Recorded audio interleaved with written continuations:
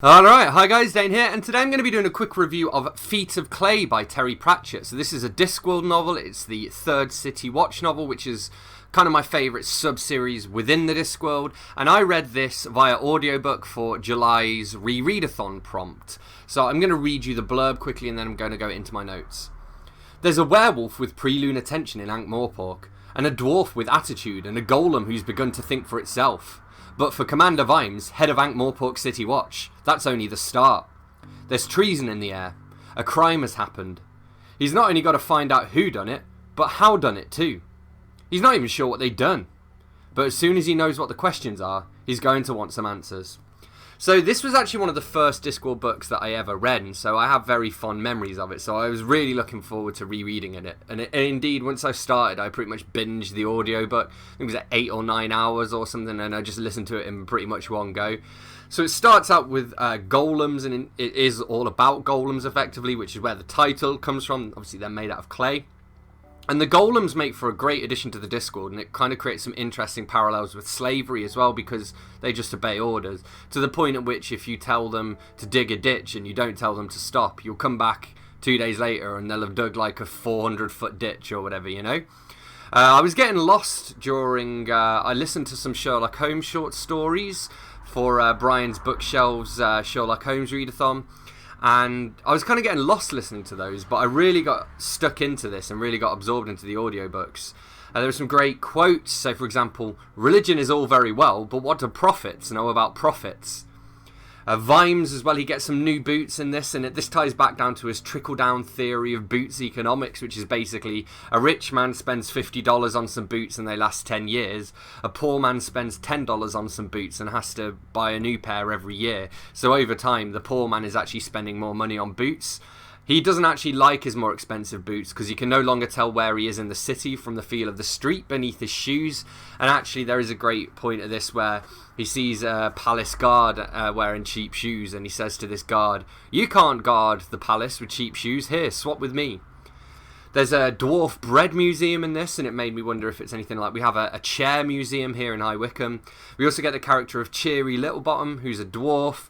She actually starts off doing kind of forensics, but like later on she kind of becomes a beat cop, so I'm not sure at what point that really happens.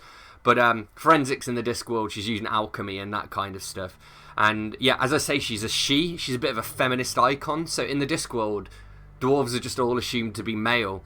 And Cheery Littlebottom decides to start displaying her femininity, so she starts wearing lipstick and skirts and all that kind of stuff. There's also a theme of like the sins of our fathers. So Vimes, who is the head of the City Watch, he's trying to get a coat of arms, but he can't get one because his ancestor was old Stoneface Vimes, who killed the king. And to be fair, the king needed killing, but that's kind of besides the point. And so Vimes is still being punished for the sins of his fathers, and you know, Ankh-Morpork's having its 300th centenary and all of this stuff. So yeah, that kind of runs throughout. We get another great quote: "Stupid men are often capable of things the clever wouldn't dare to contemplate." I think I mentioned you know, that quote about prophets knowing about prophets earlier, and there is definitely a theme of religion. I mean, religious figures are needed almost to create these golems. And there's a new character called Constable Visit the Infidel with explanatory pamphlets, who's quite like a zealous representation of, you know, a pushy religious person, basically. We get a quote where about when Littlebottom shows up at a crime scene, because again, she's an alchemist, and so they're known for getting into explosions. So someone announces at one of the crime scenes, "There's a dwarf down here with no eyebrows and a frizzled beard." We also have Sergeant Anger in this, who is a werewolf, and she says that being a wolf has its drawbacks, like fleas, and the food, and the constant nagging feeling that you should be wearing 3 bras at once.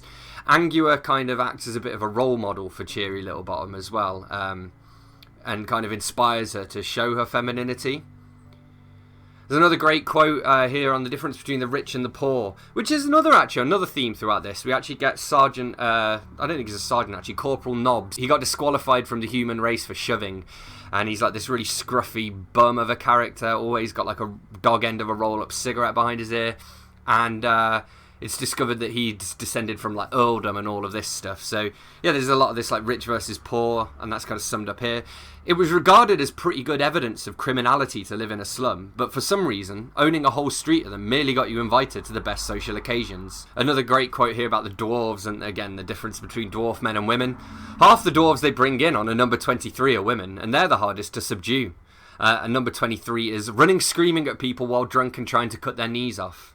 I also thought it was interesting that the dwarf suffragette movement is kind of opposite to the human suffragette movement. So dwarf women can already do everything that dwarf men do, but Cheery wants to be able to wear dresses and high heels. She wants to be more as opposed to less feminine. You're as well the werewolf. She's a vegetarian. She says it's difficult when she wakes up with meat between her teeth because when she's a werewolf, she might eat a chicken or something like that. She also gets PLT, pre-lunar tension, which I thought was quite entertaining.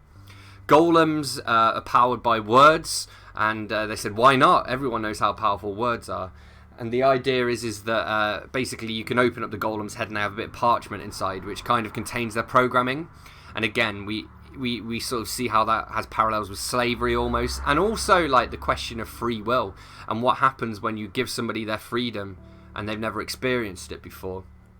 There was a reference to the Judas goat at a slaughterhouse. So its job is to go into the slaughterhouse. All the other animals follow it because they think it's safe because of the goat, and then only the goat walks out. The Watch, again, they're recruiting all throughout this, so we get lots of new policemen, including Constable Downspout, who's a gargoyle. He gets paid in pigeons because that's all he wants. He has no concept of money.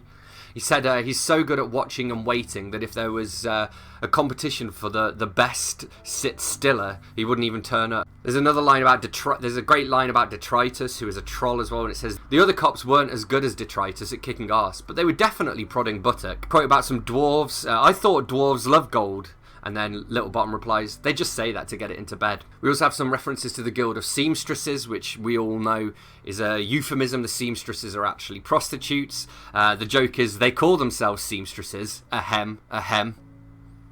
I also like the clues throughout this, and then the big reveal when Vimes kind of solves the mystery at the end. It's so well done. Like, although this is a humorous novel, it also works as a mystery novel as well, which I think is very important. And all of the City Watch books do that. Cheery eventually changes her name as well to become Sherry, which is like my friend Cherry, which is spelled nearly like Cheery. It's very confusing. There's also this bit where one of the golems dies and Carrot says, we can rebuild him. And while I was listening to the audiobook, I said, we have the technology. And then just afterwards, the character said, we have the pottery, which made me laugh. And then right at the end, we have the patrician of Ankh-Morpork, who's kind of the leader, and he gives Vimes a pay rise because he's annoyed every senior figure in the city, and that's a good reason to give him a pay rise. And then we end up with this scene as well, where the golem is basically an atheist, and he's arguing with Constable Visit the Infidel with explanatory pamphlets, and they're having this like in-depth religious argument, and the golem's actually, not only has he read the pamphlets that Visit gave him, but he actually asks for some more, and then Visit bursts into tears because no one's ever asked for more before. So yeah, those are just a few of my highlights from this book. I mean, every time I reread this is probably my 10th read of this or something. I used to reread it over and over again as a kid, and every time I see something new.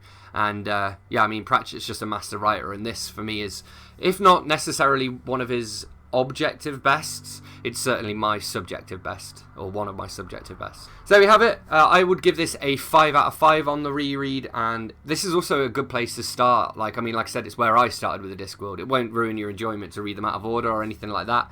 So go ahead and pick it up if you haven't already. Let me know in the comments if you've read this book, and if so, what you thought of it. Hit that like button if you've enjoyed this video. Hit subscribe for more, and I will see you soon for another bookish video. Thanks a lot. Bye-bye.